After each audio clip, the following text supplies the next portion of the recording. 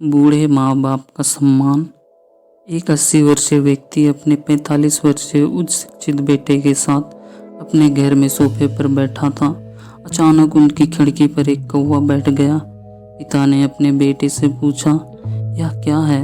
बेटे ने जवाब दिया, यह एक कौवा है। कुछ मिनटों के बाद पिता ने अपने बेटे से दूसरी बार पूछा, यह क्या है? बेटे ने कहा, पिता मैंने अभी आपको बताया, यह एक कौवा है। थोड़ी देर बाद बूढ़े पिता ने फिर से अपने बेटे से तीसरी बार पूछा, यह क्या है? इस समय बेटे के स्वर में कुछ जलन महसूस हुई।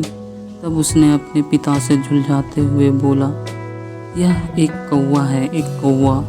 थोड़ी देर बाद पिता ने फिर से अपने बेटे से चौथी बार पूछा, यह क्या है?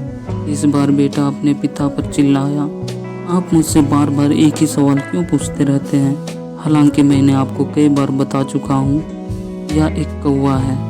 क्या आप इसे समझ नहीं पा रहे हैं? थोड़ी देर बाद पिता अपने कमरे में गए और एक पुरानी डायरी लेकर वापस आए, जिसे उन्होंने अपने बेटे के जन्म के बाद से बनाए रखा था। एक पेज खोलने पर उन्होंने अपने बेटे को उस पेज को पढ़ने के लिए कहा। जब बेटे ने इसे पढ़ा तो निम्नलिखित सब डायरी में लिखे गए थे। आज मेरे 3 साल का छोटा बेटा सोफे पर मेरे साथ बैठा था जब खिड़की पर एक कौवा बैठा था। मेरे बेटे ने मुझसे 22 बार पूछा कि यह क्या है, और मैंने उसे 22 बार जवाब दिया कि यह एक कौवा था। मैंने उसे हर बार प्यार से गले लगाया और उसने मुझसे 23 बार फिर से वही सवाल पूछा।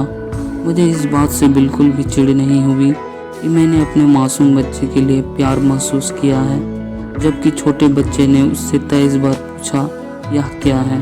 पिता को 23 बार पूरे सवाल का जवाब देने में कोई जलन महसूस नहीं हुई, और आज जब पिता ने अपने बेटे से सिर्फ 4 बार यही सवाल पूछा तो बेटे को चिढ़ और गुस्सा महसूस हुआ। इसे पढ़कर उस बेटे को अपने किए गए व्यवहार का पता चल गया था, जिससे चलते अब वह मन ही बहुत शर्मिंदा हो रहा था। शायद उसे अब किए गए अपने बूढ़े पिता के प्रति व्यवहार का पता चल गया था। इसलिए यदि आपके माता पिता जब बुढ़ापे में होते हैं, उन्हें ना तो पीछे छोड़ें और ना ही उन्हें एक बोझ के रूप में देखें, बल्कि उनके साथ एक दयालु शब्द बोलें।